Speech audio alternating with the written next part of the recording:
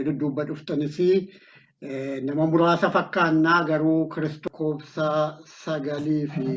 sagalii amma 11 dubbisaa akkana jedhaa. Ani Yohaannis obboleessi keessan rakkina keessaa mootummaa keessaa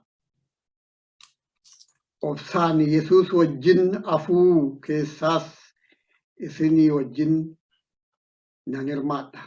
Dubbii Waaqayyoo duukaa wanta Yesuus dhugaa ba'e duukaas waanan bu'eef biyya bishaan keessaa ishee Faximoo jedhamtu tokkotti nan geeffame. Guyyaa sana guyyaa Gooftaa jedhamee beekamutti ani hafuuraan guutameen booddee kootiin sagalee guddaa sagalee malakataa fakkaatu tokko dhaga'e. Sagalichis waan argaa jirtu akka inni macaafa ta'utti caafi. Isas waldoota kiristaanaa mandara Efesoon, mandara Simirnaa, mandara Phergaamoon,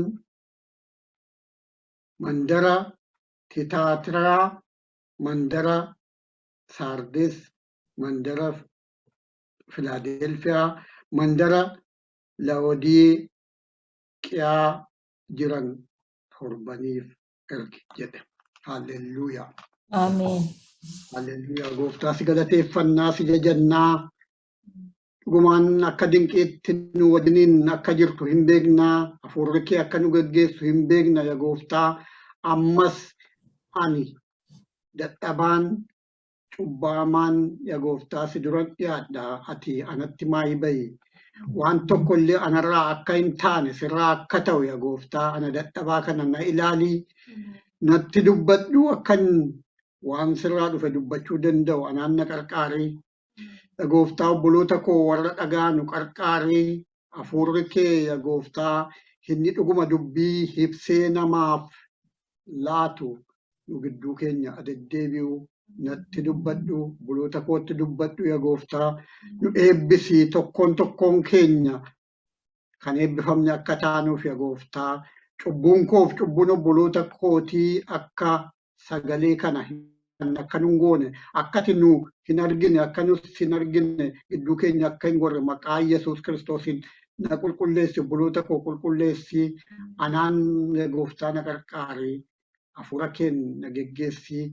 Haalleluuyaa. Fooniif dhiigni ammas gada jedhu maqaa Yesuus Kiristoosiin ameen. Ameen. Ameen. Gooftaan kan eebbifame haa ta'u. Mul'ata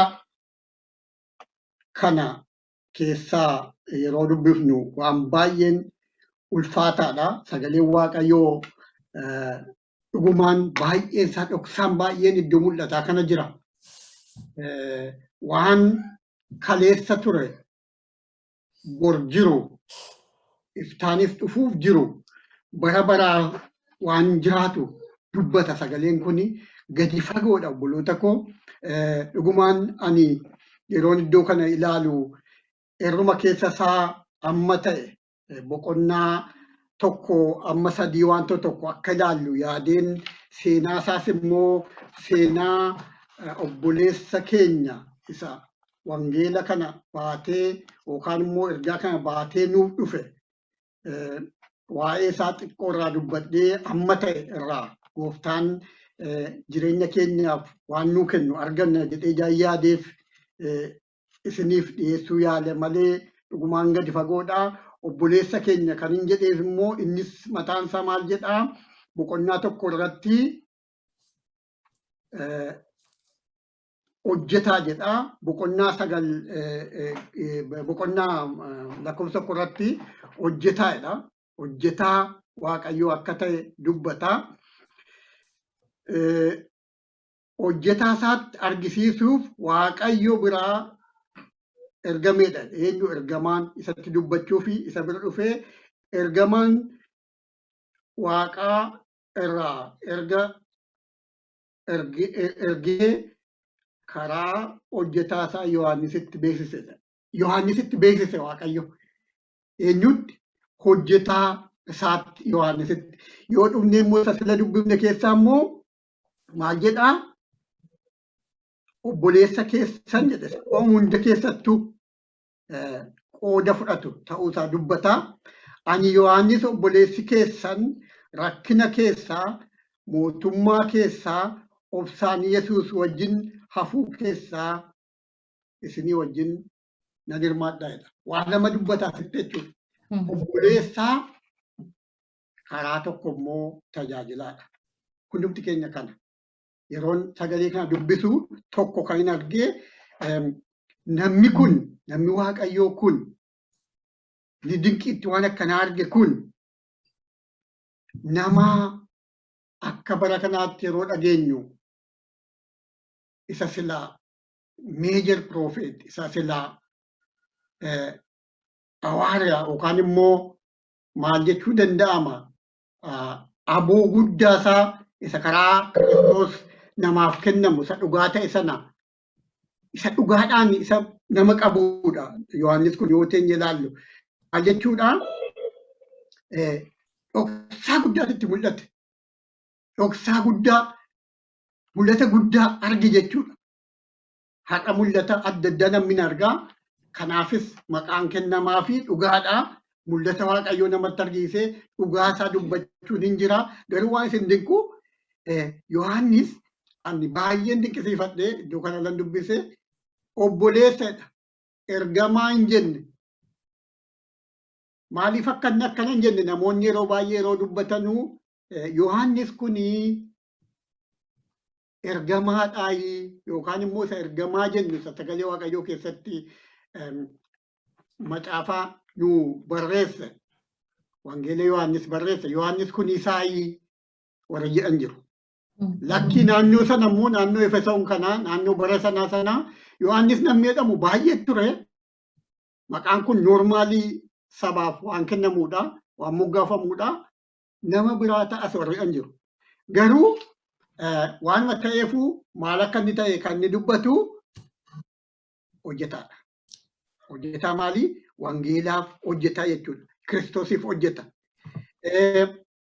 Egaa akkuma isin jedhee dhoksaa guddaan mana ga'u isa bara baraa nama dhibaa waldoota lafarra jiranuuf hin barreeffame ergaasichi dhufuuf jiru. Kiristoos akkamitti akka dhufuuf jiru. Mul'atni isa wanti Kiristoos maal akka inni fakkaatu. Bor immoo isheen itti gallu Yerusaalem maal akka isheen fakkaatu. Hunda kana isa bara baraatti arge. Baay'ee na dinqadha. Baay'ee maaliif nama kana jajuuf miti. Garuu Waaqayyoon keessatti argitu. Hambilnesis keessatti argitu. Kana arginuun barbaadeen kanan mata dura isaas akka kanatti yaade.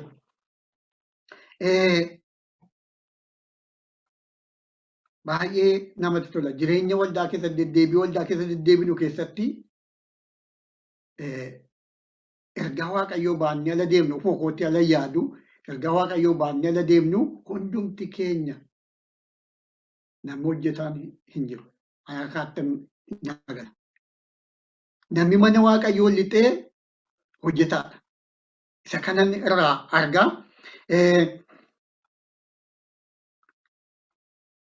Egaa Waaqayyo maqaan isaa kan ulfaate haa ta'u obboloota koo. Obboloota. Obboleessaa ergamaan Waaqayyoo kuni inni erga Waaqayyoo nu dabarsu kuni obboleessa keenya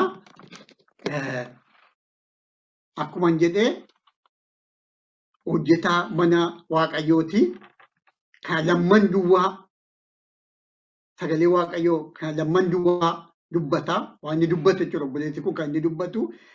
Garuu yeroo qoratamee namoonni yeroo dubbatanuu kun eenyuun ta'uu danda'a namni Waaqayyoo ergaan mana ga'utti kenna kun yeroo jedhamu Yesuus Kiristoos duukaa bu'aasaa kan jaallatu tokko ture. Isa Kiristoos jaallatu jedha. Isa gooftaan jaallatu kan jedhu ture. ergamaa yookaan immoo duukaa bu'aa Kiristoos kan ture kan gooftaan jaallatu kan deemu ture. Yeroo in yaadattu yoo ta'e yeroo Kiristoos du'uuf yookaan immoo yeroo fannoorra jiru haadha kee nama jedheen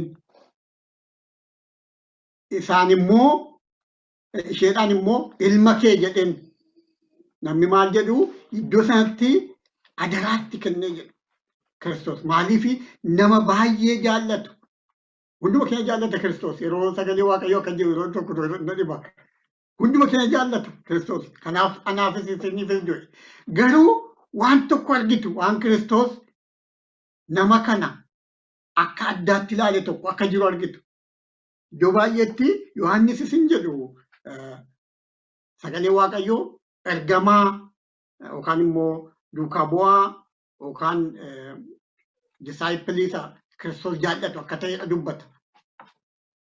Isa jaallate jedha. Warra kaan isuma jaallata. Hunduma jaallata. Garuu isa jaallate ispeeshaalii nama sanaaf gooftaan jaalala addaa yookaan immoo waan addaa yookaan immoo tarii isa ergaa gaaf tokko dabarsuuf jiru Kiristoos amanamee nama naa geessu jedhee yaadeta. Akkuma Phexros utuma dadhabuu utuma maal jedhu Phexrositti yeroo dubbatu hoolota isaa akka eeguuf itti dubbata. Yeroo meeqa galullee yeroo sadan sana sagalee Waaqayyoo irratti katabame galullee Phexros amma dhumaatti Kiristoos wajjin dhaabbate. Ergaa isaa dabarse dura jajjabinaan ka'ee kan lallabeessa. Kanaaf yeroo baay'ee namoonni sagalee Waaqayyoo keessatti waan jedhamtu jira. Sadan kanaaf warra utubota jedhaman kana Yohaannis Phexrosii fi Yaaqoobii fi addatti waan ilaalu tokko qabaa jedhu. Waan rileeshinii addaa wajjin qabaa jedhu. Maaliif yeroo Museen fi Eliyaas tabbarra dhufanii Kiristoos tabba sanarra ol ba'ee ture jara kana sadeentu wajjin ture. Phexros Eliyaasumatti godoos ni ijaarra jedhee yaadattoo ta'e yeroo sana sadii ta'anii turan. Isa duwwaatu hin ta'in kan dinqu mana namicha tokko yeroo dhaqanii yeroo ajajaan yookaan immoo namni tajaajilaan mikuraabii yookaan immoo mana sagadaa tokko mucaa koo dhukkubsatte jedhee ergaatti ergee ishee Kiristoos xaalita ka'i yookaan mucattii kana ka'i jedhee kaase sana du'aa kaase sana yeroo dhaqu sagalee Waaqayyoo maal jedhaa? Phexros Yaaqoobiif Yohaannis malee nama biraa fudhattee dhaquu hin barbaannedha. Nama dinqa. Nama biraa fudhatee dhaquu hin barbaanne. Maaliif jara kanaa tarii akkaataa addaatti ba'aa itti kennetu jira jedhee yaada. Yeroo darbe gidduu kana waa'ee hojii ergamootaa macaafa qulqulluu yeroo qorannu dubbachaa irra kaleessallee macaafni sun macaafuma ergaa Phaawulos yoo jenne baay'ee irraa hin kaannu. Baay'ee ergaa Phaawulositti kennametu achi keessa jira. Waan baay'ees kan barreesse ergoota Phaawulosi. Garuu Phaawulos illee macaafni qulqulluu illee jara kanaan akka addaatti utuboota mana Waaqayyoo akka ta'anidha dubbata. Kanaaf tarii yookaan immoo amantoonni baay'een yookaan immoo namoonni macaafa qulqulluu qoratan baay'een kan itti wal galanu ergamaan ergaa yookaan immoo mul'ata Kiristoos biraa argate kun ergaa itti kenname kuni nama wangeela Yohaannis barreesse namas immoo Kiristoos akka kanatti akka biraatti ispeeshaalii itti siqu ta'a kan jedhutu jira. Maqaan isaa ulfaatu Kiristoos egaa waan ergaa namatti kennu yookaan immoo waan ba'aa namatti kennuuf qaba. Calluma jedhee miti. Waaqayyo yeroo Daawit ilma Isseey kan akka garaa kootiin arge jedhe waan irratti arge jira. Amma dhumaattis immoo yoo teenyee ilaallu kan akka Yohaannis kana amma dhumaatti turani warra ergamoonni kun baay'eedha. Garuu yeroo dubbatamu Yohaannis maaramii wajjin ijaa Kiristoos maaramiin haadha isaa ilma kee haadha kee jedhee walitti akka inni rakkina ishee keessatti gadda ishee keessa jajjabeessuuf itti kennee fi wajjiniin Efesoon keessa turani ishee xooraa ture ishee wajjiniin Waaqayyoon tajaajilaa turan kan jedhutu jira. Akka jedhanii macaafa qulqulluun waan jedhuun qabu garuu warra macaafa qulqulluu qoranneedhu kana jedhu Efesoon keessa ture jedhama. Egaa obboloota koo nama Waaqayyoo yeroo seenaa isaa dubbannu dudduubbeessa isa jiru jajuudhaaf. Ani Yohaannisiin akka kanatti yeroo ergaan kun itti kenname jedhee yeroo dubbadhu waa'ee Kiristoos na dinqa. Kiristoos erga deemee jedhee booda hafuura qulqulluus nu ergee garuu isaan hin dhaabbanne isaa booda ta'uu jirus waldaan Waaqayyoo dhaga'uu waan qabdu beeksise. Karaa nama kana ergaan isaa gadi fagoodha waa'ee mul'ata keessa jiru yaada isaa irma keessa amma Waaqayyoo na qarqaare akkuma introduction akkuma jalqaba wayii isinitti dubbadha. Waa'ee waldootatti ergaa ergame kana yoo Waaqayyo na qarqaare gara sana waldoota tokko tokko tuqeen dubbadha. Garuu yaa obboloota koo Waaqayyo maqaan isaa haa ulfaatu. Warra nama akkana jaallatame wajjin mana Waaqayyoo dhaalluudha aniif isin. Garuu dhaabbachuu akka qabnu yeroo mul'ata kana dubbiftan waan nama sodaachisus nama jajjabeessu jira. Waan nama sodaachisu jechuun maali? Amma dhaabbanne amma dhumaatti dhaabbanne Kiristoosii wajjin jiraanna bara baraan. Amma dhaabbanne sana waamamuun dinqiidha. Nama waames Kiristoos gadi hin gatu sagalee isaa dubbata. Garuu yoo dadhabbii keenyaan gadi gatamne duwwaadha. Ani isan arge sagalee Waaqayyoo keessatti waan baay'ee yeroo dubbatu waldaas itti dheekkamu ani si tufuuf ala jedhu ati kana goota jedha Kiristoos. As keessatti kan argitu ati kana goota kun pozitiiviidha kun immoo waan si kuffisudha. Waaqayyoon egaa amma ta'e waa'ee nama kanaa yooni isinitti dubbadhe waa'ee isanitti dubbatu kanaan immoo xiqqoo dubbachuu fedha. Waa'ee iddoo inni ture kana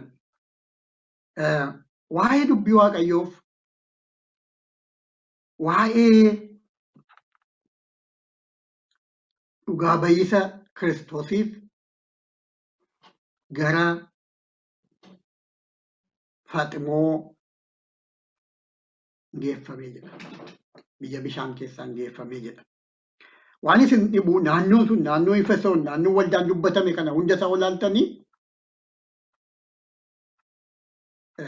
isammaa Maayiner Eeziyaa jedhamu yookaan immoo Eeziyaa xinnoo jedhamtu bara sana gara sanaadha. Eessa hojjettanii baay'een isaa Turkii irraati. Naannoo Turkii irraati waldoonni sun maqaa waldaa dhahame sun. Na dinqana har'a yoo waa'ee waldaa dubbanne waa'ee ji'a waan dubbannu baay'een jiru yoo ta'e iyyuu gara sanatti waldaa Yerusaalemitti hin jenne Kiristoos na dinqata. Namoonni maaliif akkana hin jenne yeroo jedhanu waldaatu gara sanatti ergamoonniif yookaan buunonni Kiristoos faca'anii booddee waldaatu gara sanatti baay'annaanii jedhu. Gara sanatti jabaatte. Amma Efesoon waa'ee ergaa Phaawulos barreesse keessatti argitanii Timootiyoos faan naannoo sana turanii, namoonni tajaajiltoonni naannoo sana deemuu, Phaawulos faan naannoo sana dhaqaniiru, achi baay'ate jechuudha gara sanatti. Waaqayyo maqaan isaa kan ulfaate haa ta'u, iddoo sanatti jaanamnee fi gara sanatti dhaqanii miila isaanii diriirfatanii achitti kutubamanii jechuudha. Isa booddee immoo biyya lafaatti faca'uu dhufa. Kaleessa waa'ee karaa Phaawulos deemaa ture yeroo Roomiin naqu dubbachaa turre macaafa qulqulluu qorannaa keessatti baay'ee na dinqa. Immoo iddoo kana ijaan sagalee Waaqayyoo yeroo asii dubbifadhu har'a waa'ee har'aa yaadu iddoo sana ilaalaa ture. Yoo ilaaltanii naannoodhuma tokko naannoon isaa naannoo Israa'elii ba'eetu gara sanatti gara Giriikii gara Room gara Turkiitti kan bal'ate. Isa booda waa'ee Roomee, waa'ee Efesoon, waa'ee Filaadelfiyaa yeroo barreessu gara inni itti adeemedha. Baay'ee nama dinqaa achitti Waaqayyoo kutume jechuudha. Maqaan isaa kan ulfaate haa ta'u obboloota koo. Egaa Waaqayyoo bara qabaa, yeroo qabaa,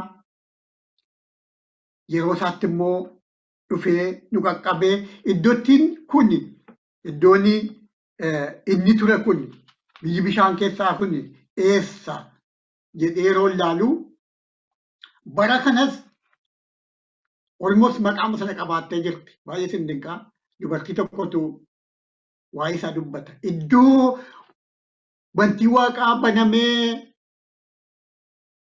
Yohaannis ergaa nuu fuudhe sana dhaqiin dhaabbate iddoo sana dhaqeeti. Maaliif amma tuuristiin dhaqa iddoo sana naannoo sana jechuudha. Biyya bishaan keessaa sana tuuristoota dhaqa.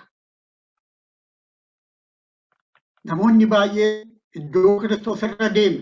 Anis nan hawwaa yeroo baay'ee yeroon Israa'el dhaquus yaalee jira. Haa ta'uu dide malee nan hawwaa karaa Kiristoos irra deeme. Lafa Kiristoositti dhalate, lafa Kiristoositti wangeela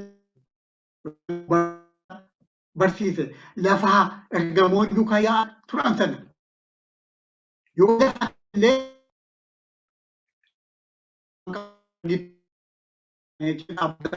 dubartii tokkotu akka jettee barreessite achi dhaqeetti. Yeroo dhaqee kattaa irra taa'ee maal jedhee jedhu waan ani Waaqa bira dhaqe tokko waan akkanaa tokko fiilii godheetti. Iddoo egaa akka lafaatti duwwaa miti kan ilaaluun nurra jiru. Akka iddoo Waaqayyoo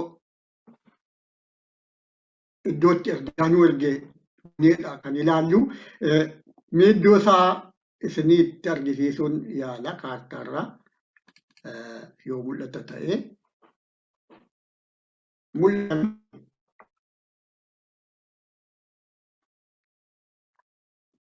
Hin jalqabne garuu sheerii gochaa jira. Okay.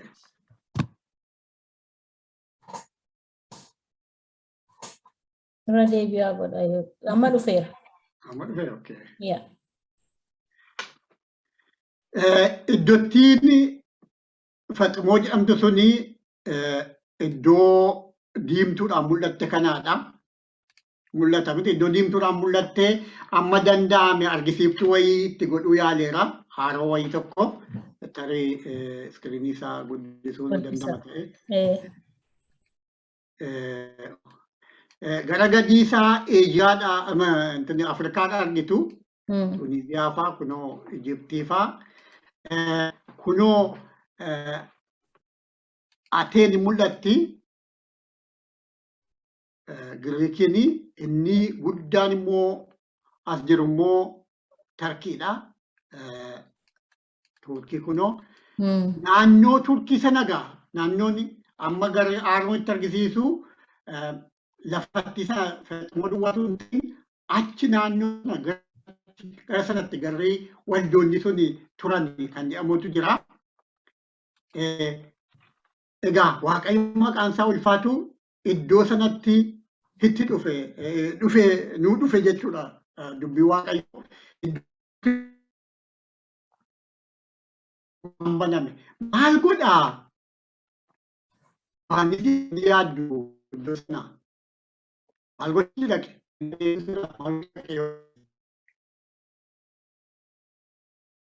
Abbaan tokko natti himee natti tola. Yoo ta'uu dhabaate nan dubbadha.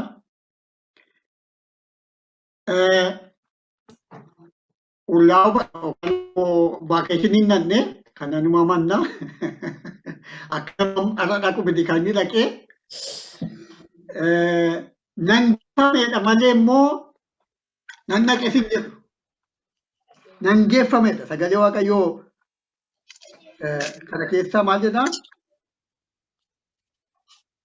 waanan dubbii Waaqayyoo duukaa wanta Yesuus dhugaa bahe duukaas waanan bu'eef biyya bishaan keessaa ishee Faximoo jedhamtu tokkotti nan geeffame.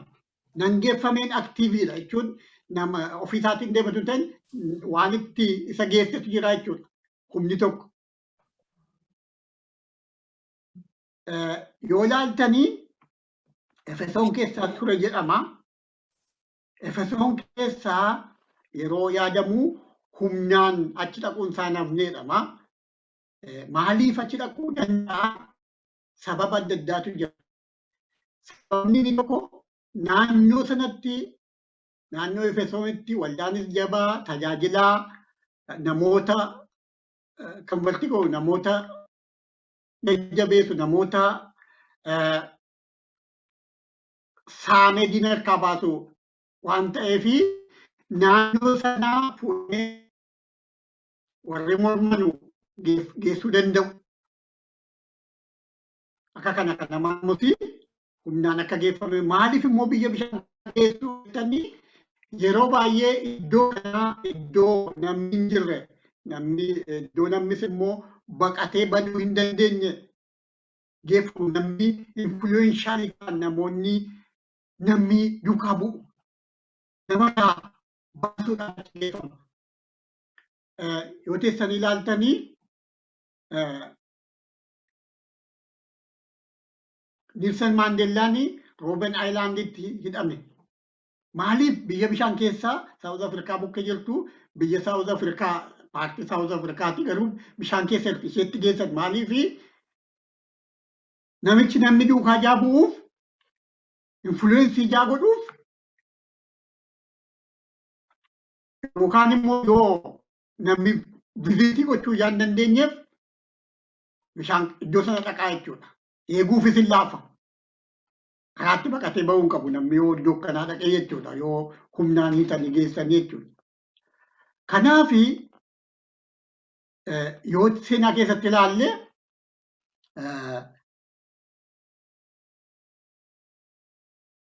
nama Naappooliyoon jedhamu seenaa isaa beektu Naappooliyoon seentii Helleenaa lafa jedhamu Saawuz Paasifiikii keessatti dhaqanii gashani. Akka inni waa tokko influensii godhee ajajee loltuus kaasee maaliif jedhee ofirra deebi'uu hin dandeenyeef jechuudha. Waan akkanaa addunyaatti himama. Waa'ee namicha warra Awurooppaa keessa turre beekna. Lafa sochoosaa turanii warri Kurdii dhaaba guddaa ta'uu qabu. Nama isa geggeessaa ture qabanii warri Turkootaa ammallee yoo ta'e amma har'aattillee biyya bishaan keessaa tokkotti hidhanii jiru. Egaa kuni sababa qaba. Yohaannisis kan achi dhaqeef waan dhaqeef isaaniif namarraa kutanii lammaffaa immoo isa duwwaayyuu miti. Yoo ayizooleetii taatanii iddoo kanaa jirtu ta'ee adabas psychologically isolation kun adaba guddaadha. Lafa namni jira, lafa waacirri hin jenne fudhanii yoo sin geessan. Haqayyuu xinnoodha. Akka ishee ilaaleen ture Faximoo kana baay'ee xinnoodha. Achi nama arguun rakkisaa ta'a bara sana keessattuu. Kanaaf achi geessanii waan isin dinqu garuu baay'ee na dinqaa ture. Jecha namoonni yeroo tokko jedhan tokko na yaadachiise dubbiinsaa. Maa inni namatu wangeela barsiisu yookaan immoo mana waaqayyoo keessa tajaajilu fakkaatu qeesiidha ta'ee akka kana lallabaa ta'anii nama mana waaqayyoo keessatti hojjetutu yeroo mana waaqayyoo keessaa hojjetu fi yeroo inni mana gale immoo adda adda fakkaata. Yeroo mana jiranuu waan godhan tarii namni arguun barbaanne godhu fakkaata. Egaa maal akka ta'e kan asiniin jechuun danda'u garuu waan akkanaa jaa ta'eef maal godhu mana biyyaa beektoo ta'e keessattuu isa baadiyyaa dudduubbeedhaan balbala qabaa, fuuldureedhaan balbala qaba. Mucaa tokko dudduubbee, mucaa tokko immoo fuuldureen nama laali'anii, mucaan xinnoon immoo miila isaanii jala hirti jedhan. Mucaan kun egaa amma sammuu ishee galuu dubbatti achi gara gadii kana hoo ani nan argaa nan eegaa. Gara gamaatiin hoo gara fuuldureetiin hoo mucaan sun eegaa gara dudduubbeetiin sun kun eegaa gara oliitii hooyii eegaa jira jettee jedhu. Warri Faximoo geessanii gara olii eeguu hin danda'ani. Maqaan isaa ulfaatu. Gara olii sana eeguu hin dandeenye. Kiristoos vizitii akka isa godhu ergamaan Waaqayyoo akka namicha kana vizitii godhu gochuuf humna isaan qaban. Maqaan Kiristoos baraama baraatti kan ulfaate ta'u. Waaqni waaqa kanaati egaa. Karaatti dhufu qaba. Mana hidhaa yoo ta'e, mana maalii yoo ta'e kan isa daangessu jaan jirreef. Egaa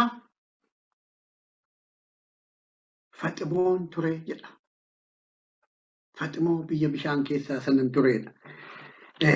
Waan isin dinqu iddoo sana turee iddoo rakkinaa iddoo humnaan geeffaman iddoo sanatti Kiristoos mul'ata. Kanaaf maqaan isaa kan ulfaate haa ta'u Waaqayyoo keenya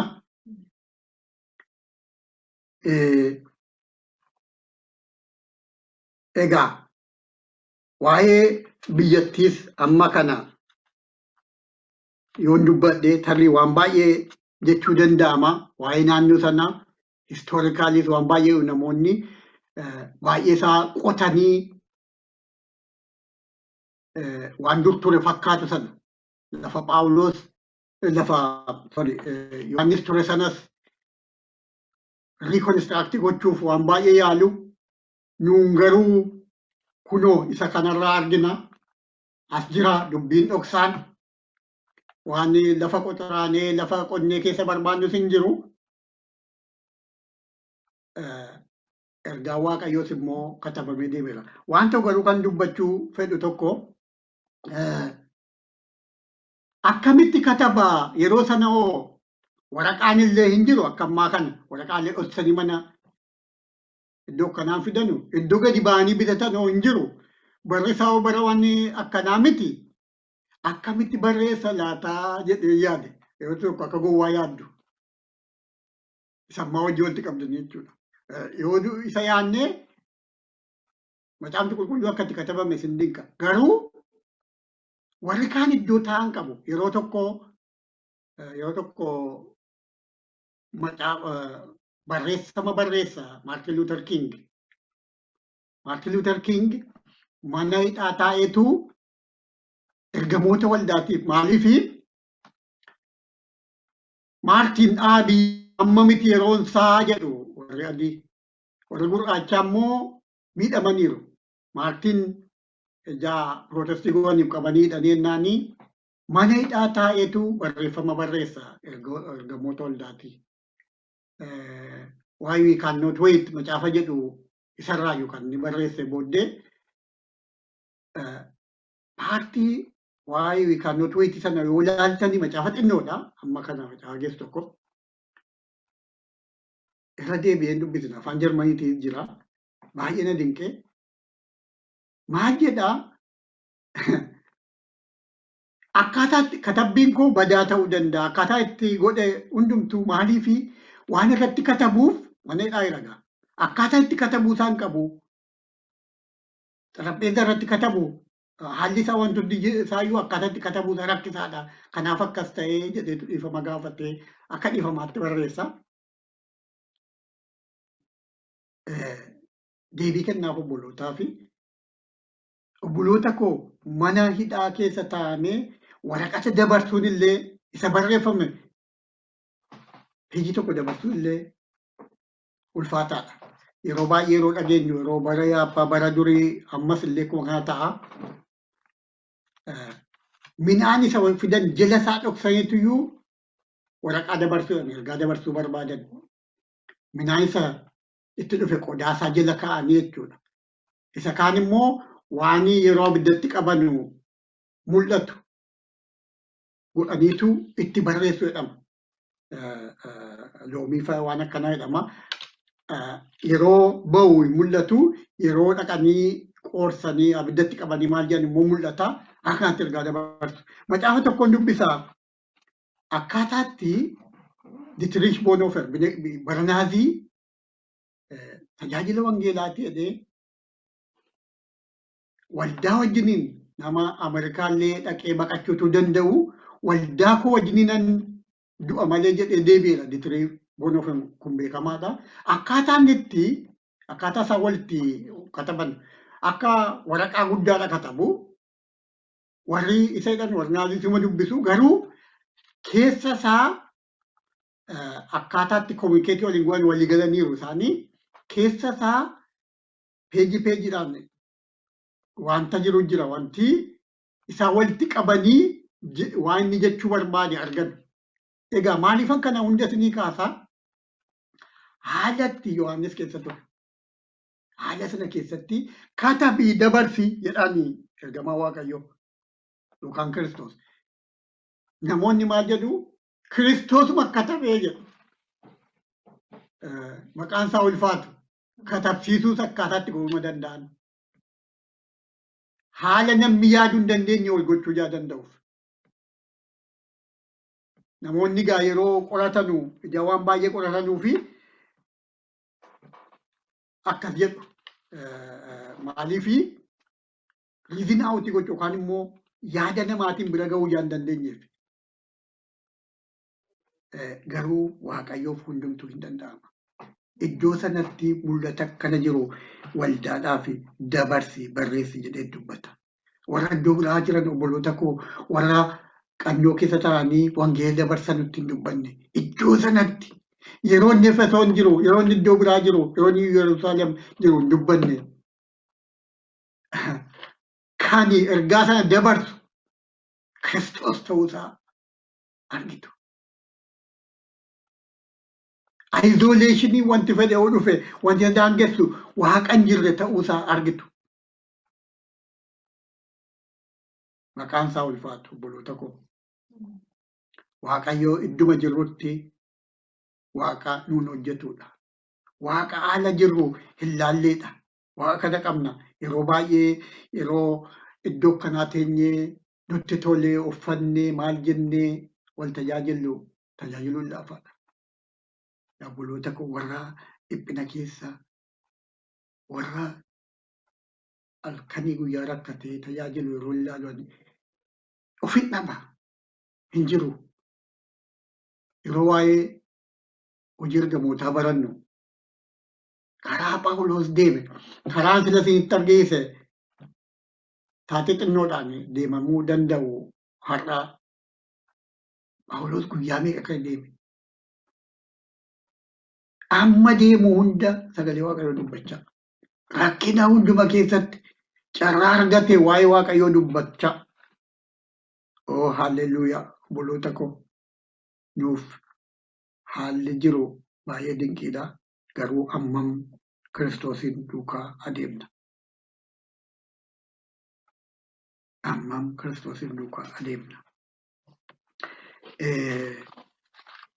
Gabaabsuu yaala ani ofii kootii baay'ee dubbiin kun na fudhata.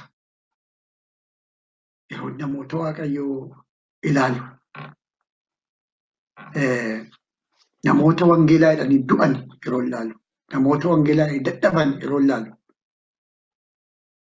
waa'ee sagalee Waaqayyoo kana yeroo inni ilaalu, yeroon qopheessu yookaan immoo yeroo inni dubbifadhu, isiniifis walii sheerii gochuuf yeroo yaadu, waa'ee namoota yeroo sana wareegamanii yaadaa ture.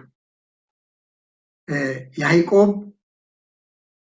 morma isaa muraniitu ajjeesan.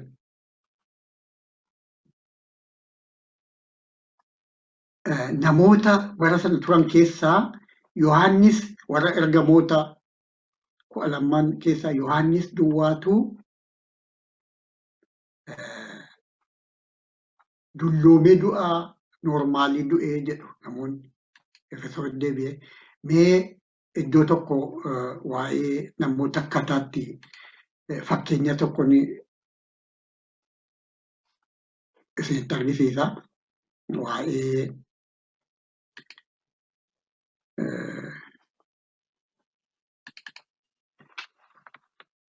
waa'eedhuma akkaataatti namni biyya lafaarraa itti darbe warri tajaajilan kun darban namoonni yoo macaafni qulqulluun illee jechuudha baate waan namoonni dubbatan seenaa warri qoratan dubbatan kan argisiisu.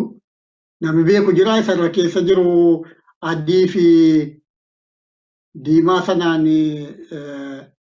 mul'ata. Mul'ata. Namni beeku jira isarra keessa jiru sanaan margee beeku. Irra keessa diimaadhaaf adii qubee xaa fakkaatu eegsii. Argeen beeku.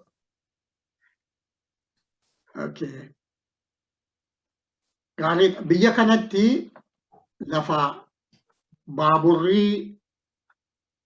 karaan baaburaa adiin ni ce'u konkolaataan akka isheen of eeggattuuf milkee kana kaa'ama. Milkita kanaa wanta kanaa Andiriyaas Kiroos jedhu Andiriyu yookaan immoo Aleksaandar Iskindir jedhamaa macaafa qulqulluu keessatti isa ergamaa Kiristoos warra 12 keessaa tokko. Andiriyu kuni yookaan immoo Andiriyaas kuni akka Kiristoos gooftaa kootti nan fannisinaa jedheetu akkaataa gara gadii kanatti mul'atu kanatti fannifame. Kanaan maqaasaa yeroo konkolaataa barsiisan asitti Andiriyaas Kiroos kanan barsiisu maqaasaas akka jedhanii fannoo maqaasaatiin waamamu. Inni itti aanee jiru immoo fannoo gadi garagaleedha. Inni kun immoo Piiters Kiroos jedhama. Phexros akkaatti du'ee jedhama. Laakunoo namni fannifamee achi garagalagee akka gooftaa kootti nan fannisinaa jedheedhama Phexrosis. Bara sanaa fannoo adda addaatti tureedhama. Akkaataatti fannoo namni fannisu. Egaa chaansii tokkittiin wanti isaan gaafatan yoo jiraate akkamitti duutaadha. Isee kana tarii dubbachuu danda'a ta'a kan biraa hin jiru. Isa kana yoo gaafatanidha. Waaqayyo araara isaa nuuf habuutu obboloota koo amma biyyaas waan akka dhageenya waama nama jibbisiisu akkaataatti namni du'u akkaataatti namni nama ajjeesu maaliif akkana sitti argisiise wangeellaan arginu kun akkaataan nutti amma jirru kuni akkaataa dinqii garuu wareega baay'eedhaan deemedha. Bara kana keessatti wareegamni akkanaa jira. Wareegamni fannoo yoo hin jiraanne duunii hamaan hin jira. Namicha Washmaanii jedhamu oduu isaa dhageessanii beektu. Warri kooministii akka inni barreessin harka kutan jedhanii hindi diyaa ta'ee asumnaan arraba kutan jedhanii maal godhanii amma ni duutti kukkutanii jechuudha yeroo yeroodhaan. Waan akkanaatu jira ammas obboloota koo nuti namarra taanee miti. Waaqayyo jaalalli isaanii baay'ateetu. Egaa gara xumaatti deemuu yaala. Yaadni isaa dheeraadha. Garuu waa'ee waldootaa tuttuqeen waa'ee waldoota ergaan itti argame kana waldaa torbatti jedha. Isa tuttuqeen gara xumuraatti deemuu yaala. Nan dubbisaa 10 jalqabee isa jiru boqonnaa 1 irra isa jiru. Guyyaa sana guyyaa gooftaa jedhamee beekamu ani hafuuraan guutameen booddee kootii sagalee guddaa sagalee malakataa fakkaatu tokkoon dhaga'ee sagalichis waan argaa jirtu akka inni macaafa ta'utti caafee isas waldoota kiristaanaa mandara Efesoon, mandara Simirnaa, mandara Phergamoon, mandara Tiyaatiraa, mandara Sardees, mandara Filaadelfiyaa, mandara Laodiiqiyaa jiran torbaniif ergi jedhe. Macaafa kana barreessi, macaafaatti barreessi ergaa kana ergii jedha. Ergii macaafa kana barreessiiti. Akka macaafaatti ergaa kana barreessi ergi jedha. Waldoota torbaniif. Waa'ee waldoota torbanii kun amma boqonnaa 3tti waa'ee isaaniiti. Boqonnaa 3 isa booddeedha ergaan inni biraa kan dhufu. Waldoonni kun eessa? Ammas iddoo tokko isinitti argisiisuu yaala. Sorry.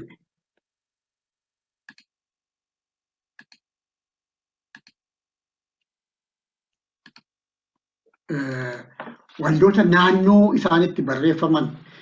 Waldoota kana namoonni maal jedhu waldaan torban kun waldoota dhuguma iddoo ispeesifiikii ta'e otoo hin ta'in waldoota akkuma kanaan fudhatamanii waldaa qomoo torba biyya lafaarra jiraachuuf deemtu ta'uu mala kan jedhan jiru. Waldoota qomoo torba duwwaayyuu miti immooti waldoota bara adda addaa lakkoofsatti kennuu yaale asitti waan argisiisu tokkoon Faximoos akkasii lafasee jirtu argisuu yaaleera.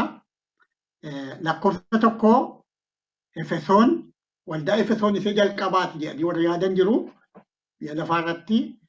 Achi Simirnaatu jira, achi Phergamoon iddoo isaanii ilaala akkasaa wal bukkee ta'anii Tiyaatiraa, Sardees, Filaadelfiyaa, Laodiiqiyaan kun waluma naannuma tokko naannuma Eeyyaa ta'e naannuma biyya har'a Turkiin jirtu paartiin kun har'a Turkii keessa oola.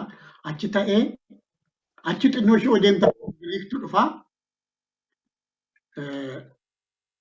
Baay'ee sindinqaa. Waldoota kana torbanitti jedha gargaarsa. Garuu kana kan inni isinitti argisiisuuf fedhe at least biyya lafaarras akka ture wanta kana yeroo hundaa qotanii baasanii fa'aa seenaa macaan dubbatuuf seenaa bara sana tureef waa hunda walitti qabsiisuu warra yaalan jiru. Baay'ee isaa wanti jedhame dhugaa ta'uuf hin taane isaa saayinsiinumaan qorachuudhaaf akka godhu garuu waan yeroo iddoo kana ilaalu dinqisiifadhe tokko Phergamoon kuni keessumattuu biyyatti seexanni jabaa turedha. Saayuus kan jedhamu waaqeffannaa iddoo waaqeffannaa qabu. Waaqa fayyisuu jedhanii immoo waaqa bofaan fakkeeffamuu qabu.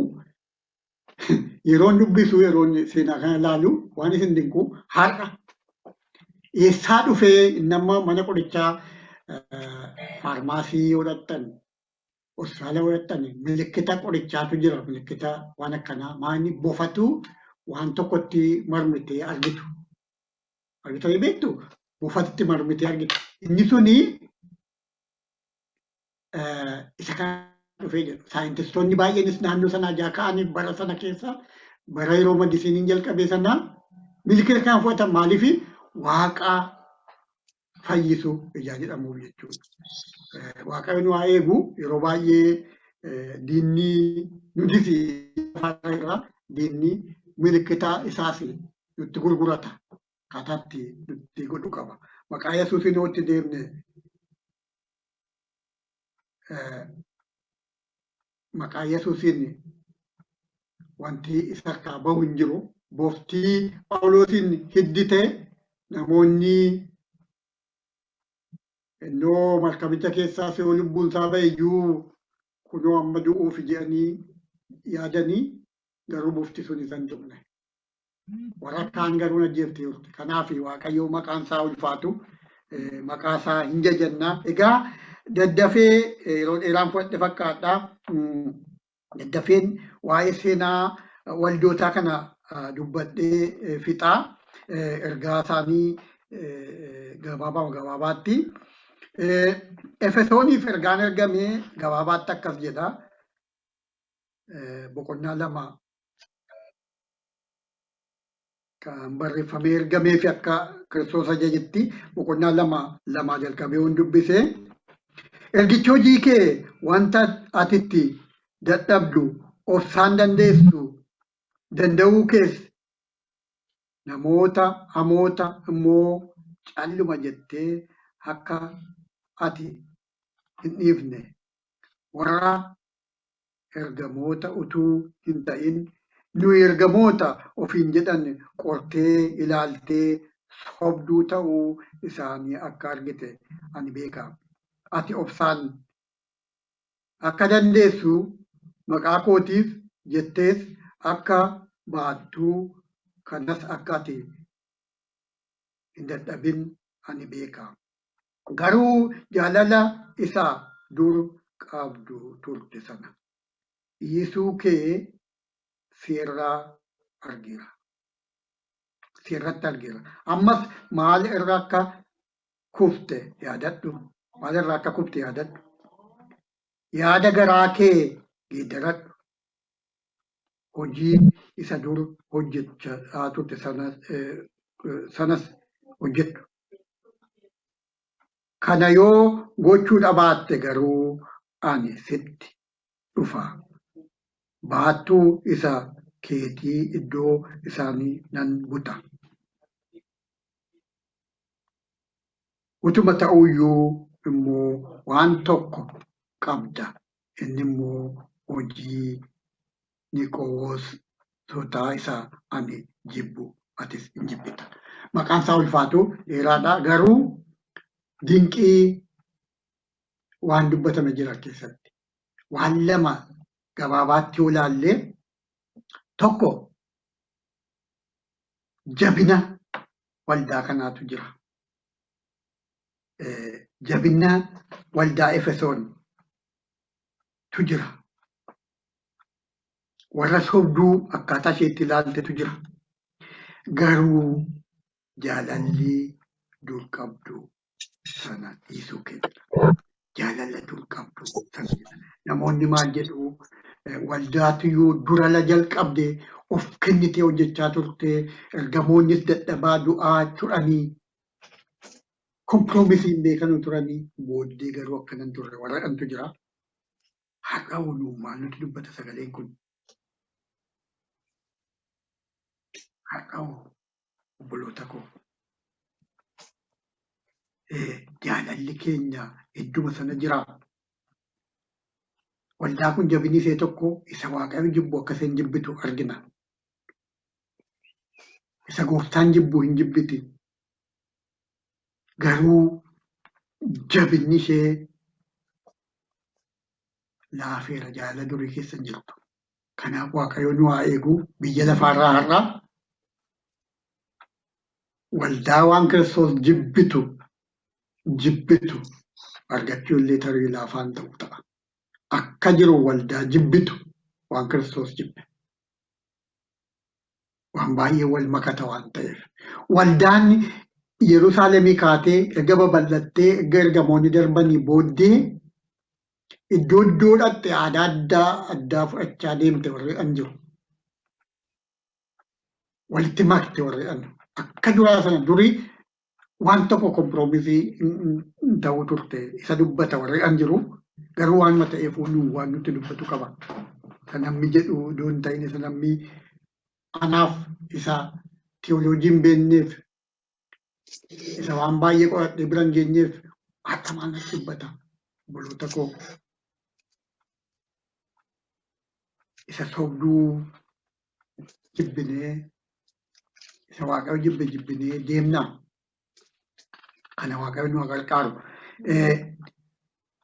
Dafeen deemaa waldaa Simirnaa yoo ilaalle boqonnaa 2:9 dubbisee lakkoofsa 9:10 ergichi rakkina sirraa ga'e hundumaa ga'e iyyuma kee hamaa sirra dubbachuu warra Yihuudootaa ta'uu utuu hin ta'in Yihuudoota ofiin jedhan ani beeka.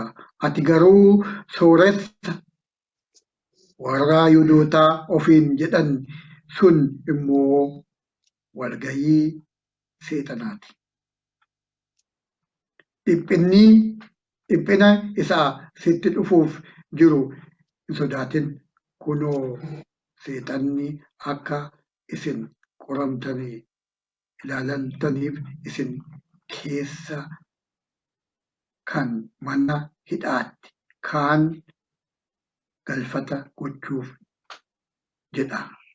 Guyyaa 10 rakkina argachuuf jirtu. Du'a yoo sitti dhufe iyyuu ati amma du'aatti amanamaa ta'i. Isaan kanaaf amanamaa ta'e amma du'aattidha waldaa kanaaf. Jabina waldattii dubbata.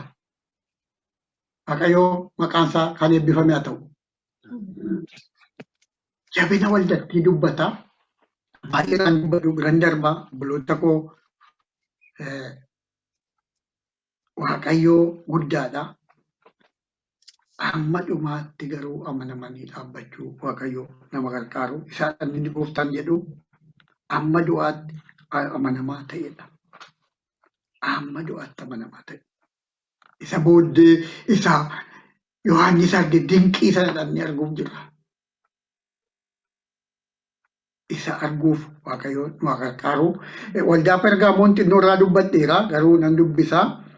Boqonnaa 2-3 jalqabee ergichi ani iddoo ati jirtu beekaa ani lafa teessoo seexanaati ati garuu maqaa koo jabeessitee qabatte malee bara Antiipaas dhuga baatuu koo amanamummaan koos isin gidduutti iddoo seexanni jiru sanatti ajjeefame iyyuu anatti amanuu kee hin ganne. Garuu wanta muraasa sirratti argadheera. Namni warra barsiisa Bala'aamitti qabamanii jiranu achi qabda. Baalaaq ijoollee Israa'el dura gufuu kaa'ee qalmaa waaqayyoolii tolfamaa dhiyaate akka nyaataniif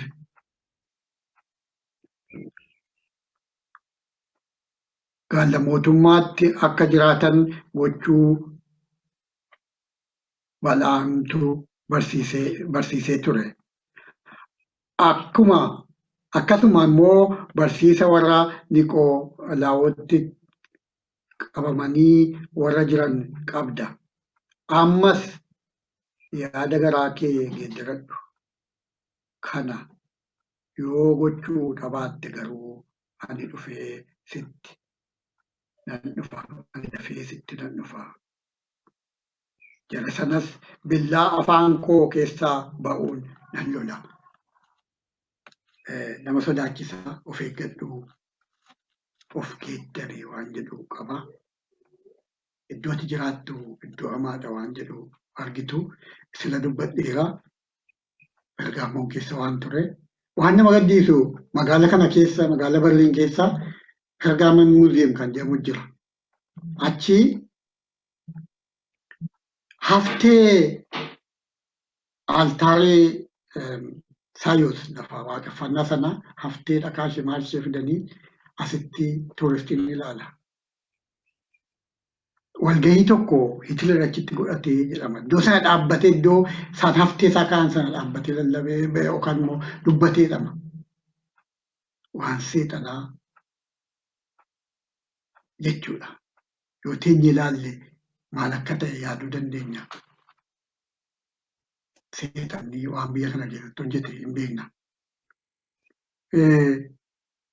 Egaa achi jirta garuu yaada garaa kee geeddaradhudha. Yaada garaa kee geeddaradhu. Kana malee sitti dhufa jedha. Nama sodaachisa. Gara dhumaatti deemuufan yaada. Boleessi koo Abiraam taa'anii sin busha jedhee natti darbe fakkaata. Lakkii dhugaa baay'ee namatti tola.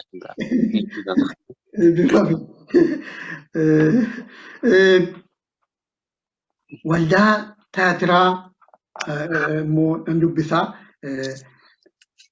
Mul'ata kanuma keessaa boqonnaa 2:9. Ergichi ani hojii kee jaalala amantii kee warra kaan gargaaruudhaaf of kennuu kee obsaan danda'uu kee hojiin kee inni booddee kan immoo isa duraa irra caalu isaa beeka. Garuu dubartii Izaabeel jedhamtu ishee ani raajiidha ofiin jettu barsiiftu. Ishee hojjetoonni koos mootummaatti akka jiraatan qalma waaqayyoolii tolfamaa dhiyeessite akka nyaataniif wallaalchiif isaa jirtu calluma jettee dhiisuu kee kan sirratti argeera. Tana goote hin obsiteeni ishee calluma itti maaliif dhiifte? Ishee warra hojjetoota koollee dogoggorsiiftu. Waa'ee Izaabeel yaadannaa waan isheen goote Eliyaas fa'aa duukaa buute seenaa isaa amma dubbadhu garuu waan sagalee waaqayyoo jedhu ishee obsiteetta. Mana waaqayyoo keessatti waan hamaan hoo dhufe obboloota calluma inni waan laallu hin jiru jechuudha. Toleraansiidha amma biyya kanatti namoota cubbuu hojjetanuu waldaa waaqayyoo namoota keessumattuu amma dhiiraaf dhiira dubartii kana toleraansii waan jedhamu tokko jira.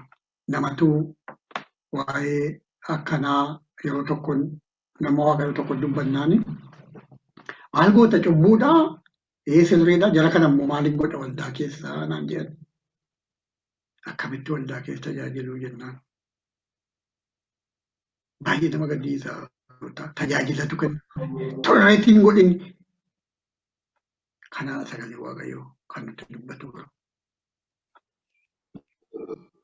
Namoota hafuura seexanaatiin hojjetan isaan biraa waan qabnu nuti. Waldaa ishee shanaffaa ittiin darbaa boqonnaa 3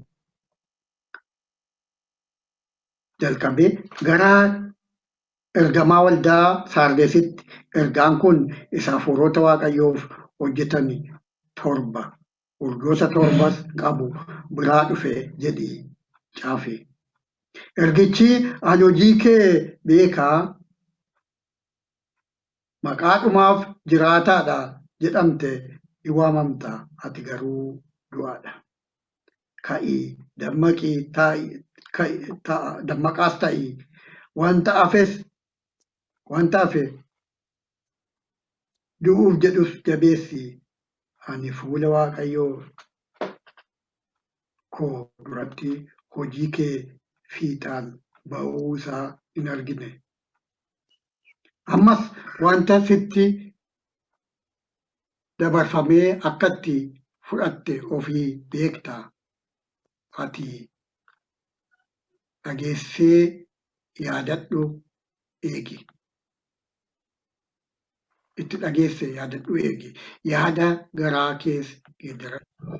Yoo dammaqaa ta'uu dhabaatte garuu an akka hattuu dhufuutti nan dhufaa yeroo ani sitti dhufus matumaa hin beektu.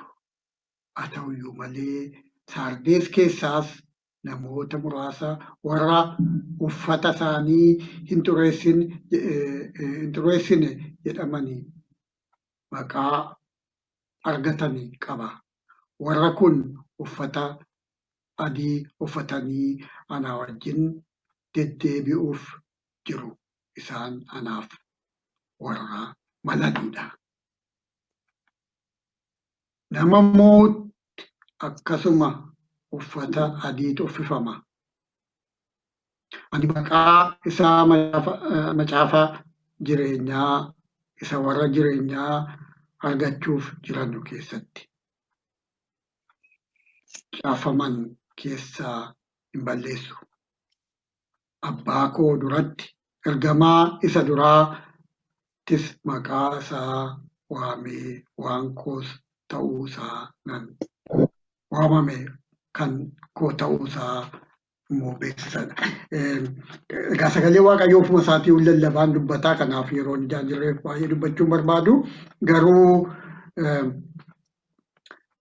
obboloota koo ka'ii dammaqeedha. Du'a keessaa Kiristoos nu baasu. Du'uudhaaf waan ka'etu jira ishee mallee itti yaadiidha. Qajeelfadhuudha. Maqaan isaa ulfaatu Waaqayyoo waarni nama godhaa. Du'uuf jirtaa of eeggadhu jedha. Waldaa ishee dhumaatti tungahingaa jaaffaa dubbisaa waldaa Filaadelfiyaatiin daddafeen kana gargaara dubbisu yaala tarii nan baay'isee ergichi ani 8 jalqabee boqonnaa 3 ergichi ani hojii kee beekaa ati immoo humna xinnoo qabda garuu dubbii koo eegdeetta maqaa koos hin ganne kunoo ani balbala banamaa fuula kee dura jiru isa namni tokko illee cufuu hin dandeenye si dura kaa'eera. Kunoo warra walgahii seexanaa keessa Yihuudoota utuu hin ta'in sobanii Yihuudoota ofiin jedhanii sitti nan kenna.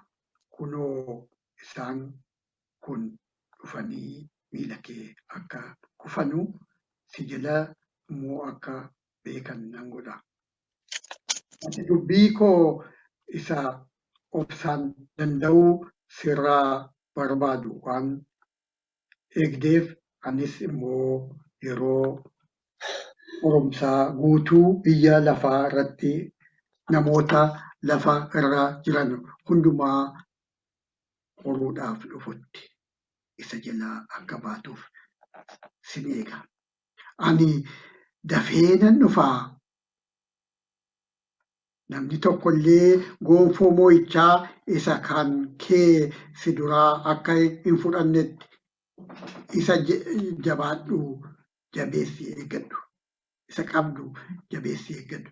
Isa moo'uu sana maqaa mana qulqullummaa Waaqayyoo koo keessatti utubaa nan godha. Isa keessaas mootummaa matumaa hin baafamu. maqaa waaqayyoo kootii, maqaa mandara waaqayyoo kootii, Yerusaalem ishee haaraa, ishee waaqayyoo koo biraa waaqaa keessaa gadi buutu, maqaa koo isa haaraas utubaa sanarratti nan caafadha. Waaqayyo kan maqaan isaa ulfaate ta'uu egaa baay'een itti dubbise waldaa kiristaanaa maaliif isheen kun immoo waldaa nama gammachiiftuudha. Waaqayyo jabina ishee dubbata. Jabina ishee dubbata gara caalu waaqayyo kan galatoome haa ta'u egaa ittiin qabamnee jiraachuu waan baranne gooftaan nu gargaaru garuu ishee torbaa kana dubbiseen silaan jalqabee iddoo lamatti waan baratamuudha ture ta'a. Ishee boqonnaa waldaa ishee dhumaa waldaa Lodooqiyaati. Waldaan Lodooqiyaa ergaansaa guddaadha. Dheeraa ta'uu danda'a. Ani hojii kee beekaa, hojii kee keessatti ati bulluqaa yookiin dilallaa miti, ati bulluqaa yookiin dilallaa ta'uu utuu taate wayyaa ture jedha. Yoo kana dubbisaa yoo keessa deemnee gadi buunee ati ani sooressa geessifadheera ofiin jetta jedha. Laafaadha garuu bulluqaa miti jedha. Maaliif Kiristoos bulluqina nurraa eega. Waan tokko yoon dubbadhee gara xumuruutti deeme hunda isaan dubbisu waldaa dhumaa kana.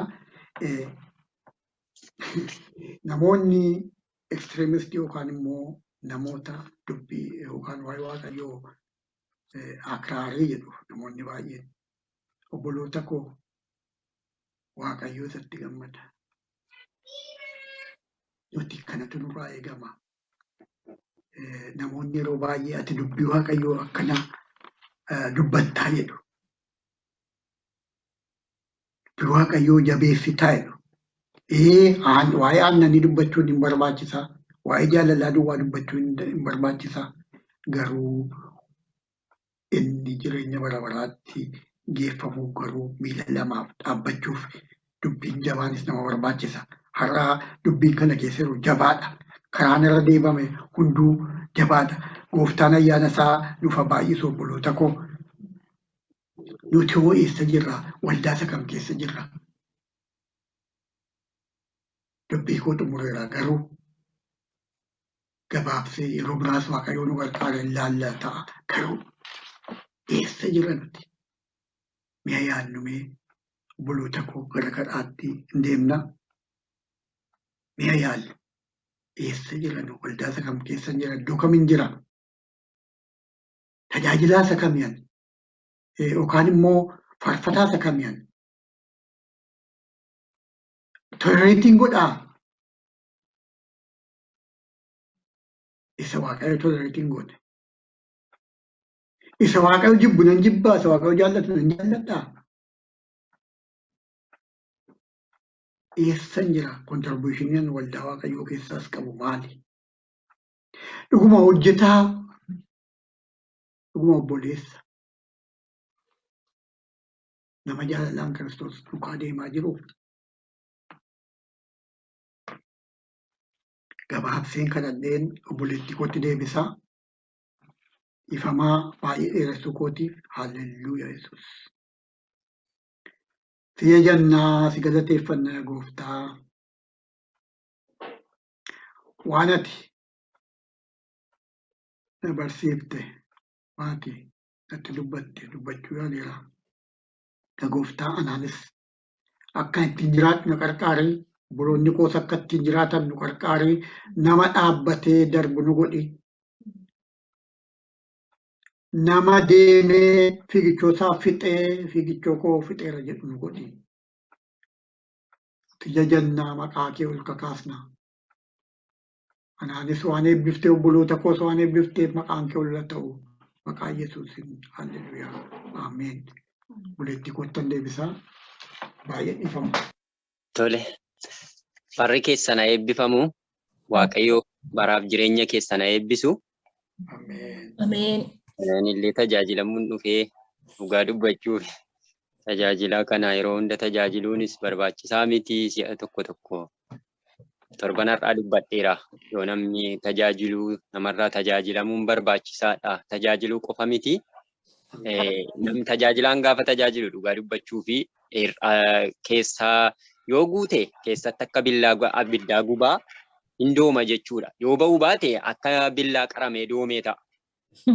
Yoo ba'e immoo yoo iddoon buusan ta'e deebi'eetu jireenya namaa intinaa ta'a. Egaa tajaajiltoonni hundumti keenya tajaajiltoota namoonni akka keessa jirtan beektu. Si'a tokko ibsaa ofii guuttachuun qodaa ofii guuttachuun barbaachisaadha. Kun immoo asuma karaa tokko duwwaa miti walii keenyaaf walii keenya kenne waan ta'eef Waaqayyo wallaggeeffachuun karaa kamiin iyyuu nama isaarraa yookaan nama dubbii Waaqayyoo barsiisurraa xinnaadha, guddaadha, beekaadha, wallaalaadha utuu hin jedhin dubbiin Waaqayyoo dubbiidhuma Waaqayyooti. Garuu waan nama ajaa'ibu kennaa namaatti adda adda malee Waaqayyo har'aa wanta beektu yaadattu yoo ta'e gaafa reefu bara jalqabaa gara gooftaatti gaafa waamamtanii akkaataatti hafuurri Waaqayyoo gaafa gara namaa dhufu tokko dubbii sanatu deebise Waaqayyo har'a jireenya keenya yaadachiise. Galanni guddaan isaaf haa ta'u. Kanuma keessatti ana kan na dhibu barsiisa isaan har'a guyyaa har'aa barsiisan kuni barsiisa yerootis, barsiisa jireenya keenyaatis, barsiisa namummaa keenyaatis. Ana ganama tarii namoonni waldaa Nuurembergii keessaa hirmaattan jirtu ta'een beeku waan nama ajaa'ibu luba Tamasgeentuu Noorweey irraa barsiise lallabanii fakkeenya tiraafikaatiinitu waldaa keessatti har'a ganama yeroo isaanii mallattoo fakkeenya tiraafikaatiin macaafa qulqulluu barsiisan baay'een dinqifataa ture dhugaa dubbachuudhaaf. Ammas yeroo isaanii fakkeenyota kana lamaan kaasanii dubbisanii akkasittiin fidanii waa'ee seenaa fakkeenya kana lamaanii yookaan immoo woordi piikcharii kanaan nu argisiisanii seenaa fuula keenya duraan irraanfatamneedha. Waaqayyo dachaa sinaa eebbisu dhugaa baay'een itti boqodhe obbo Nugusee. Ani egaa kennaan nama adda adda siniin jedheera. Yeroo baay'ee ijoolleedhaan waa tokko hin jedhame asitti. Ani nan komatinaa jireenyi koo jireenya Phexroosii yoon gurra mure gooftaan bira jira. Jedhaan hin ture. Jireenya isin har'a ittiin barsiiftan immoo jireenyuma Yohaannisiin ture jechuudha. Yohaannis nama akkuma macaafa qulqulluuttu nama callisaadha, nama gooftaarraa dubbii hundumaa bilchaataa akkaataa gooftaadhaan illee nyaaraan kan itti himaa turanidha. Dhumitiire macaafi qulqulluunis akkana jedha. Bartoota hundumaa keessaa Yohaannis kan itti aanuudha inni Phexros jechuudha. Phexros sababii ariifatuufi malee. Maaliifan kaase kana barsiisisin guyyaa har'aa barsiiftan yeroo dheeratee jettu malee utuu taa'aa buleen iyyuu gaafa dubbii Waaqayyoo baratan akka kootti yeroon waan dheerate natti hin fakkaatu. Kanaaf jireenya gooftaatti akka maxxannee jiraannu maal keessa akka jirru akkamitti deddeebi'uun akka nuu malu jireenya keenya immoo gooftaatti ilaannee bara sadhumaa yeroo seexanni biyya lafaa kana seerratee aangoon seexanaaf mallattoon seexanaa biyya lafaarra buufatee hafuurri cubbuu dhaloota dhaalee dhugaatiin xuuxxuun ejjuun garmalee jiraachuun gadhiisiin mallattoon seexanichaan gooftaa Yesuus Kiristoos dubbate sun har'aa mallattoo 666 ni jedhame hafuurri Luusfer biyya lafaa fudhate kana keessatti yeroo akkasii kanatti macaafota akkasii yookaan macaafa mul'ataa kana barsiisuuf barachuu lallabuu dubbifachuutu nurraa eegama. Galanni guddaan Waaqayyoodhaaf haa ta'u. Dhugaa dubbachuudhaaf ani sagalee kanatti baay'een eebbifame. Waaqayyo jireenya isaanii haa eebbisu, Waaqayyo jireenya keessan haa eebbisu, Waaqayyo baay'ee nutti dubbate. Galanni isaaf haa ta'u. Balbala banamaa jedha. Keessumaa jaaffaa irratti yoo argitani balbala banamaa kan namni tokko illee harka isaatiin cufuu hin dandeenye siif kenneera jedheetu Waaqayyo waldaa kanatti dubbata. Waa'ee amantii isaanii, waa'ee obsa isaanii, waa'ee jaalala isaanii ergatti dubbate. Balbala banamaa fuula kee dura jiru kan namni tokko illee cufuu hin dandeenye siif kenneera erga jedhee booddee waa'ee Yerusaalem ishee haaraa ganaa waaqarraa gadi buutuu lakkoofsa 12 irratti itti dubbata boqonnaa 3:12 irratti. Yerusaalem ishee haaraa waaqarraa gadi buutu kuni waan nama ajaa'ibu Yohaannis dhaqee boqonnaa 21ffaadhaaf boqonnaa 22ffaa irrattis Yerusaalem ishee waaqarraa gadi buutu mul'ata kana deebi'ee haaresse barreesse. Isheeduma kana immoo deebi'ee Yohaannis boqonnaa 14 irrattis dubbate. Deddeebi'ee macaafa keessatti waa'ee kanaa barsiiseera jechuudha. Gaafa gooftaan deebi'ee gara keenya dhufu seenaan keenya hin geeddarama. Galanni guddaan Waaqayyoodhaaf haa ta'u. Ameen. Isa nutti dubbatte waan hundumaan yaada garaa keenyaa kan ijaarte sagalee keetiin galgala kana gara keenya kan dhufte awwaala keenya kan diigdee boojuu keenya kan deebifte danqaraa du'aa nurraa kan cabsite abdii jireenya keenyaa kan haaressite bakka nuti itti kufnee jirru akka kaanu ibsaan nurkatti dhaamee jiru immoo akka inni deebi'ee ifu wanti nurkatti du'ee jiru immoo akka inni badduun baaneef akka dammaqnu karaa nutti agarsiifte. Ila ani dafee nan dhufaa ati immoo hin deebita yoo ta'e deebi'i. Hin deebitu yoo ta'e ani garuu dafee nan dhufaa baattuu ibsaa keetii iddoo isaatii nan butaa jetteetti dubbatte. Tokkoon keenyaaf galgala kana sagalee waldoota torbanii kanaan qabdee dubbii kee ergitee nutti dubbatteetta. Lafa caba keenyaaf lafa hirrina keenyaa iddoo nuti itti of ilaallu waldoota torban kana keessa iddoon kun jireenya kooti jedhee Waaqayyo galgala kana sagalee tokkoon keenyaaf sheer godheera. Sagaleen galgala kana gara keenya dhufe kun ayyaana kee uffatnee jireenya keenya hundumaa fuula kee duratti deebine araara kee uffannee yeroo hundumaaf maal gochuun akka nuu malu akkamittis dhaabbannee hamootaaf jalloota biyya lafaa jallina biyya lafaa gidduu dhaabbannee dhugaa wangeela keetii qabannee dhugaaf jiraannee mana keef jiraannee saba keef jiraannee dhaloota du'a jala jiru du'a jalaa baafnee ofii keenya immoo dhaabbannee maal akka gochuu qabnu beekuu akka dandeenyuuf hafuurri nama hubachiisu galgala kana karaa nama keetii yaa Waaqayyo sagalee kee ergite waan nutti dubbatteef galatatu siif ta'a. Maqaa gooftaa Yesuus Kiristoosiin galanni siif haa ta'u. Ameen. Boojuu keenya deebi'e, awwaala keenya bante, seenaa keenya jijjiirte, gurra keenyatu waan haaraa dhaga'e. Hafuurri nama keessa jiru yoo dammaqe, dubbiin kee gara namaa yoo dhufe keessa namaa haaressa. Nu haaressite yaa gooftaa galanni siif haa ta'u. Ameen. Hafaasa ta'e, dilbiisa ta'e, dubbii sagalee keetii galgala kana waan nuu qooddeef, jireenya keenya waan qaqqabatteef, madaa jireenya keenyaa waan fayyifteef, ija keenyarraa jaamummaa waan kaafteef, qola ija keenyarraa waan kaafteef, yaada garaa keenyaa geeddarannee fuula kee duratti akka deebinu waan nutti dubbatteef, sagalee keetiin horditee waan nu dhaabdeef, hundeen keenya akka gadi fagaatu waan gooteef, maqaa gooftaa Yesuusiin galanni siif haa ta'u. Ameen. Galanni guddaan siif haa ta'u.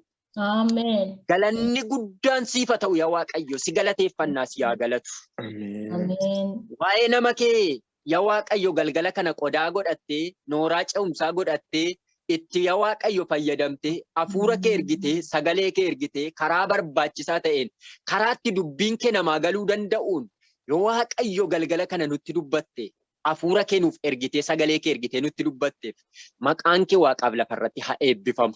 Ameen. Sagalee isaa ergee isaan fayyisee boolla du'aa keessa kan jiran isaan baasee jedha sagalee kee keessatti. Sagalee kee galgala kana ergitee namoota yaadaan gadi dhumanii jiran, namoota yaadaan boodatti hafanii jiran, namoota bitaan mirga isaanii ilaalaa jiran, namoota haala yeroo ilaalaa jiran, akka namni hundumtuu dhaabbatee ofitti deebi'ee yaada garaa isaatiin of xiinxalu, akka namni hundumtuu galgala kana dhaabbatee eenyummaa isaaf jireenya isaa ilaalu, akka namni hundumtuu ija amantii isaa ilaalu, akka namni hundumtuu qoree of ilaaluuf galgala kana sagalee nuuf ergite. Sagaleen kun yoo xiqqaate waggoota dhaloota Kiristoos dura waggaa 2000 oli har'a garuu Waaqayyo haaressee akka nuti dhaloonni deebinee of ilaallu. Waldaan kiristaanaa akka of ilaaltu. Namni tokko akka dhuunfaatti akka of ilaalu. Tajaajilaan akka dhuunfaatti akka of ilaalu. Akka of ilaaltu eenyu hundumti keenya dhaabbanne akka of ilaallu waan gooteef. Sagalee kanaan galgala kana gara keenya waan dhufteef. Wanta diigamuu malaa jireenya keenyarraa waan diiddeef. Yaa Waaqayyo galanni guddaan siif haa ta'u. Ameen. Maalirraa akka kufnee jirru ati kottu hafuura keetiin nu yaadachiisi. Ibsaan keenya akka nurkatti hin dhaamneef yaa Waaqayyo kottuu dafii nu birmadhu. Ameen. Walgahii seexanaa gidduu dhaabbannee sobdootaaf jal'ootaa wajjin wal'aansoo qabuu kan nuti dandeenyu yoo ati gadi nutti jette duwwaadha. Har'a yaa Waaqayyo baay'ee rakkanneerra. Baay'ee dhiphanneerra. Muddamneerra. Lubbuun keenya nu keessatti dhiphatteetti. Biyyi lafaa walgahii seexanaa ta'e. Har'as kanaan wal caaraare warra mandaraa sana keessaa utuu Yihuudoota hin ta'in Yihuudoota ofiin jedhan isaan warra walgahii seexanaatette. Har'as kunoo walgahii seexanaa gidduu dhaabbataa jirra. Biyyi lafaa gidiraadhaan ni jedhame har'a ija keenyaan argaa jirra. Maal goona kana caalmaa maal arguutu dhufa? Yaa Waaqayyo gadi nutti jedhi yaada garaa keenyaa geeddari. Ameen. Har'atuu yeroo hin jiru si waaqeffanna. Har'atuu yeroo hin jiru si kadhanna. Yaa Waaqayyo maal takka nurkatti du'aa jiru hin beeknu. kennaan nurkatti du'e dhaloota bira ga'uu dandeenye galaa lubbuu fuunee nurkatti du'e jireenyuma hafuura keenyaa du'e moo jireenyuma keenyatu gadi dhume laata moo tajaajila keenyatu gadi du'e akka kaleessa waamamnetti jirraa laata yaa Waaqayyo warqee kaleessa sirkaa fuune sanaan hojjechaa jirraa laata yaa Waaqayyo ittiin nagadaa jirraa laata yaa Waaqayyo bu'aa buusaa jirraa laata yaa Waaqayyo ani waa tokko sirratti argadheera atis warra niqilaawota jedhaman sana warra ani jibbu atis hin jibbita isaan kana immoo akka yaada garaa isaanii geeddarataniif ati jibbuun qabdu waan jedhudha kan inni asitti gorse warra nutis warra biyya lafaa kana keessatti kufanii jiran jibbinee irraa gorra yoo ta'e inni kun akka yaa Waaqayyo galaan lubbuu sun nurkatti du'aa jiru nutti muukeeti har'a utuu galaan nurkatti hin du'in utuu galaan jireenya sana nurkatti hin dhaamin utuu ibsaan sun nurkatti hin dhaamin yaadatamuu barbaanna hafuura kee keessatti deebi'uu barbaanna qalbii diddiirrachuu barbaanna jireenya waamicha ganamaatti deebi'uu barbaanna ayyaana kee uffachuu barbaanna wangeela kee lallabuu barbaanna faarfachuu barbaanna mishinii ta'uu barbaanna fayyinee fayyisuu barbaanna darbinee dabarsuu barbaanna yoo Waaqayyo lafaa kaanee lafaa kaasuu barbaanna fayyinee yaa Waaqayyo dhaloota bira ga'uudha kaayyoon keenya nuti duwwaan walitti qabamuu miti maal godhu hosa ta'e dhaloota baay'eetu jira jette sanyichi faca'u sanyiin faca'u maasichi danuudha garuu warri sassaaban yartuudha jette gooftaa Yesuus Kiristoos kana caalaa fakkeenya maaliitu nu barbaachisa har'a gadi nutti jedhi al tokko nu milladhu al tokko nu ilaali fuula raara kee nutti deebisi sagaleedhuma kanaan kottuu qotii nu ilaali yaa Waaqayyo qotii jireenya keenya kottuu keessa yaada garaa keenya baay'een keenya ogummaa keenyatti baay'een keenya beekumsa keenyatti baay'een keenya dandeettii keenyatti baay'een keenya immoo yaa Waaqayyo haala addaa keessatti of abdachuu keenya irraan kan ka'e si abdachuu irraa kufneerra har'a galgala kana yaa Waaqayyo wanta nurkatti du'uudhaaf deemu ati kaasii achii jetteetta maaloo yaa Waaqayyo wanta nurkatti du'uuf jedhu wanta lubbuun keessaa ba'uuf jechaa jiru kana akka iddootti deebinee ibsaa keenya dhaamuuf jirtu kana deebinee akka qabsiifnu Ameen. gooftaatti kadhanna durboota warra kurnan gaafa gooftaan isaanii deebi'ee galgala sana dhirsi misirroo dhumnaan warri namoota shananii dubartoota shanan warra ibsaa isaanii guuttatanii si eeggatan sana akka taanuuf akka warra dubartoota gowwaa warra shananii ibsaa bitachuudhaaf naafxaa bitachuudhaaf hollaa deeman sana akka hin taane galgala kana ibsaa amantii keenyaa cuunfinee guuttannee si eeguu akka dandeenyuuf gaafa ilmi namaa deebi'ee dhufutti Yerusaalem ishee haaraa sana keessatti maqaan keenya utubaa manichaa irratti akka isheen caafamtu har'a sagalee kee nutti dubbatte karaa nama keetii gortee ergaa gurguddaa daangaan qabne ergaa barootaa nutti dubbatte sagaleen kee kun galgala kanaa jalqabee jireenya keenya keessatti biqilee daraaree ija godhachuu jalqabu. Ameen. Yesuus ameen. Ameen. Hafuurri keenya galgala kanaa jalqabee haareffamuu jalqabu. Ameen. Hafuurri Waaqayyoo utuu laga Phaaximoo jedhamtu kana keessa jiru hafuurri Waaqayyoo humnaan fuudhee achitti nageesse jedhe. Yaa hafuura Waaqayyoo sin kadhadha. Galgala kanaa jalqabee bara baay'ee Hallelujah. bara baay'ee lallabne, bara baay'ee faarfanne, bara baay'ee tajaajille garuu yaa Waaqayyo keessa jiraachuudhaaf deebinee haareffamuu nu barbaada. Sa'aatii kanaa jalqabee jireenya maashaa namummaa keenyaa keessaa iddoo tokkotti akka itti buutu sin kadhadha galgala kana. Waaqayyo si kadhanna eessa laata laga Phaaximoo jedhamtu kana keessatti itti dhaqee hafuurri Waaqayyoo humnaan fuudhe. Hafuura Waaqayyoo galgala kana tokkoon keenya haala nuti keessatti kufnee jirru keessa ibsaan nurkatti dhaamuudhaaf jechaa jiru keessa walgahii seexanaa lafa nuti keessatti wal'aansoo qabaa jirru keessa hafuurri kee galgala kana butee akka nu baasu sin kadhadha. Ameen. Akka buttee baaftu sin kadhadha. Dhaloota keenya buttee akkati baaftu sin kadhadha. Nuti dhaloota galgala kana sagantaa kana keessa jiran akkati buttee baaftu sin kadhadha. Yaada keenyaatti fonqolchitee akkati nu baaftu sin kadhadha. Ameen. Hafuura yaada garaa keenya akkati geeddartu sin kadhadha. Suurri seexanni yaada garaa keenyaatti facaase galgala kana hafuura qulqulluudhaan akkati keessa keenya xaraddu sin kadhadha. Ameen. Kana lallabame abidda ta'ee billaa ta'ee jireenya keenya keessa hojjechuu Ameen. humni kee galgala kana hafuurri kee galgala kana keessa keenya darbe kun sagaleen kee galgala kana nutti lallabame kun jireenya keenya akka fayyisu sin kadhadha. Ameen. Gooftaa Yesuus Kiristoos akkasitti nu waamteet gaafa waamamne nuti akkas turree utuu ati dhiiga keessa ciittee gangalattuun namoonni hundumtu kan si bira darban sitti goree wayyaa sitti qabeenachi si kaase jette miti. Akka namoota akkasiitiin har'a nama taane kan nuti ittiin dhaabanne sababii wangeela keetiiti. Ameen. Namoota akkasitti wangeelaaf jedhanii qolee isaanii mataan isaanii gadi deebi'ee wangeelaaf Magaazii garan qabneen sababii wangeelaa warra amantu jira. Namoota akkasiitu jira. Har'a Izaabel biyya lafaa guutte. Izaabeltu dhaloota nyaate. Ana duwwaa tafe jedhe Eliyaas. Duwwaa tafe laata yaa Waaqayyo. Nummoo maal gochuu qabna? Ati bara sanatti Eliyaasiin taaftee dhaloota dibde. Raajota fur dibdee kaafte. Elsaa'iidhaaf Yuusa booddeedhaan gaafa dibdee kaafte yaa Waaqayyo. Sababii kanaaf Eliyaasiin booddee dhaloonni ta'an isa billaa Elsaa jalaa ba'u billaa Yehuutu nyaata isa billaa Yehuu jalaa ba'u immoo billaa Elsaatu nyaata jette. Gooftaa Yesuus galgala kana si kadhanna. Billaa harka keenya keessa galchite. Galgala kanaa jalqabee hafuurri lafa sana laga sana biratti dhaqee Phaadimuu keessatti dhufe. Yohaannis garbicha keetti dubbatte har'a saareffamnee ka'uu barbaanna. Amen. Bicha ta'a jedhamee caafamee waan jiru billaa harka keetii harka keenya keessa galchuun jaalala kee haa ta'u. Amen abba. Wangeelaa harka keenya keessa haa galchu.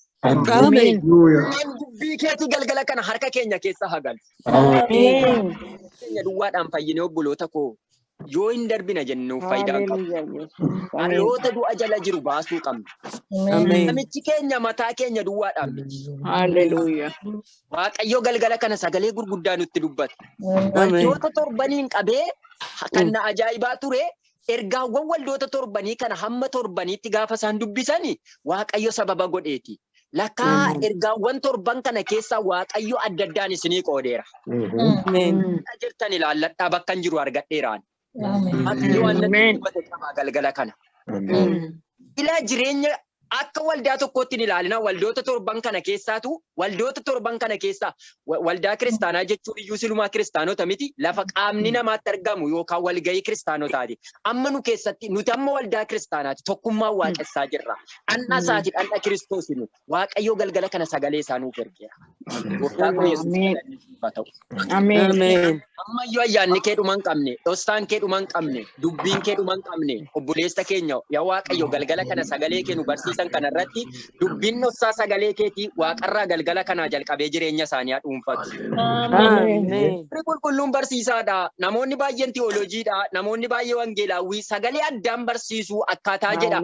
Garuu hubannaan inni kan keetii suuta jedhee gaduma jedhee akka qoraattii dhoqqee keessaatti yaada yaa Waaqayyo garaa namaa keessa jiru dhossee jireenya namaa keessa waraanee baaseetu jireenya namaa fayyisa gaafatti karaa nama keetii gara namaa galgala dubbii salphaa fakkaatu qabaan asaasaan namatti himamu fakkaatuun galgala kana karaa nama keetii dhuftee dubbii keetiin galgala kana dhossaa jireenya bara baraan nutti dubbatte galanni guddaan siif haa ta'u.